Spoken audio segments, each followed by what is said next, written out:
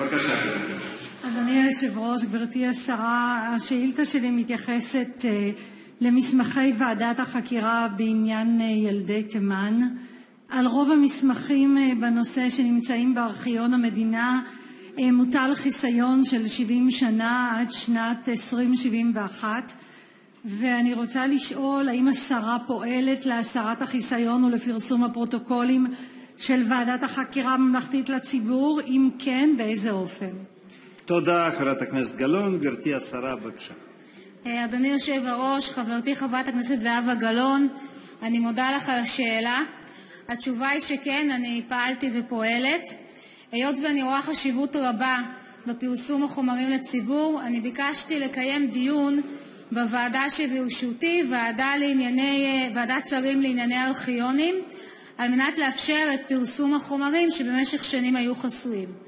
פניתי ליועצת המשפטית של משרד ראש הממשלה כדי להבין מהם סמכויותיי בשלב הראשון אפילו של עיון החומרים, וגם בשלב השני של החלטת החשיפה. אני מודעת לרגישות שיוצרת חשיפת החומרים, יש שם עניין של פרטיות כמובן, ויש שם עניין כאוב מאוד, כאב רב שחובה אותו קבוצה מאוד גדולה של אנשים. אני קיבלתי חוות דעת ארוכה מהיועצת המשפטית של משרד ראש הממשלה, ואני אקצר לך לשורה התחתונה. משעה שוועדת החקירה התפרקה, סמכויות פרסום החומרים חזרו לממשלה, ומרגע זה חשיפת החומרים יכולה לעשות אך ורק באמצעות החלטת ממשלה. על מנת להגיש החלטת ממשלה בנושא צריך באופן טבעי לעיין בחומרים רבים מאוד קרגלים. עיון זה על פי חוות הדעת צריך להיעשות באמצעות חבר ממשלה. ראש הממשלה מוסמך לעשות את זה באופן אוטומטי, אבל הממשלה יכולה להסמיך גם כל שר אחר. עורכת הדין שלומית ברנע ציינה בחוות דעתה שיש טעם רב שראש הממשלה העומד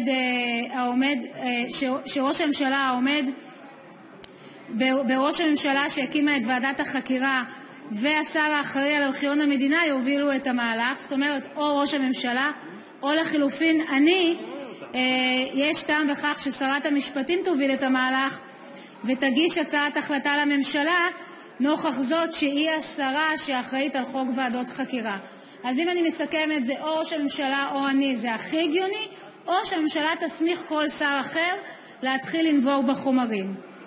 לאחר שקיבלתי את חוות הדעת הזאת בשבוע שעבר, פניתי במכתב לראש הממשלה בבקשה שיכריע. בעיניי זה לא משנה, כל הכרעה שלו אני אקבל, בין אם הוא רוצה, בין אם אני, או בין אם כל שר אחר. אני ממתינה כעת לקבל את תשובתו של ראש הממשלה בנושא, ואני אעשה כל שביכולתי על מנת לטפל בזה. אני קיבלתי פניות מקבוצות של פעילים שפועלים בנושא, גם חברת הכנסת נורית קורן פנתה אליי, ומה שנקרא אני על זה.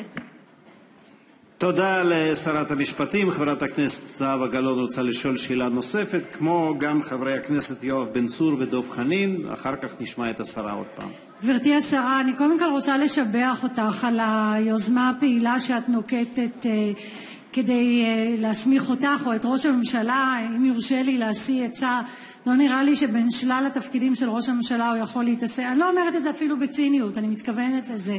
זה נושא יותר מדי רגיש ויותר מדי חשוב שיפול בין הכיסאות בגלל העיסוקים הרבים של ראש הממשלה, וחזקה עליי שאם את תוסמכי, זו נראית לי דרך המלך. יש משהו שהוא בלתי מתקבל על הדעת כשאנחנו מדברים על 1,000 משפחות ונושא טעון ורגיש ואפשר לחסום דברים שקשורים לפרטיות. לא יכול להיות שהארכיונים יוטל עליהם איפול עד שנת 2071. אף אחד כבר לא יישאר בחיים, זה לא יעניין אף אחד. ואני חושבת שיש למדינה חובה גם כדי להנמיך את הלהבות או גם להתמודד עם דברים אולי לא נעימים שהמדינה עשתה בזמנו.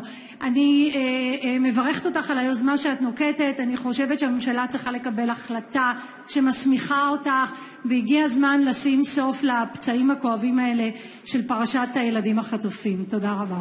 תודה, חברת הכנסת זהבה גלאון. חבר הכנסת יואב בן צור, בבקשה אדוני.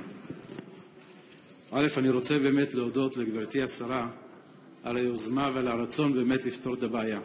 כבן למשפחה שאיבדה בשנת 49 במחנה העולים ראש העין דוד ואחיין ביום אחד, דוד ובן דוד, דוד שלי ובת דוד שלי, ביום אחד נעלמו שניהם ועד היום לא ידוע מה עלה בגורלם.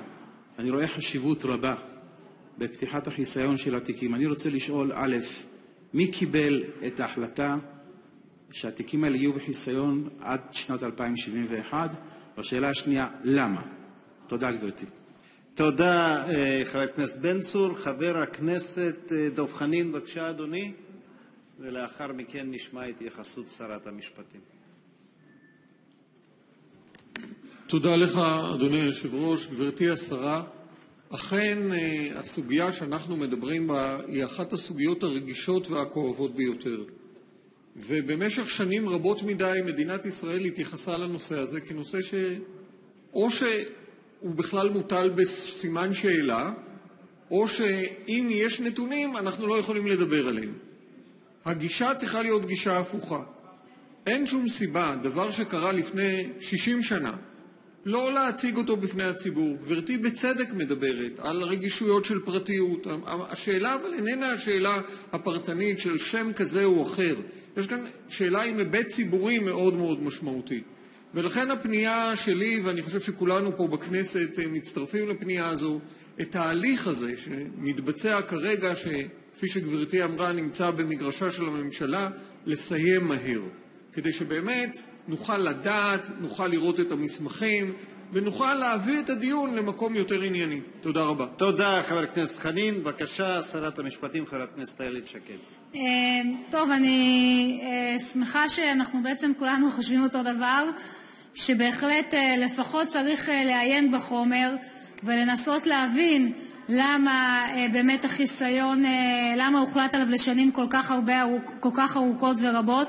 לשאלתך, אני מניחה, אני לא יודעת, אני רק מניחה שזה או החלטת ממשלה, שזה סביר להניח החלטת ממשלה כתוצאה מהחלטת ועדת החקירה, אבל אני אבדוק ואני אחזור אליך עם תשובה מדויקת. כן.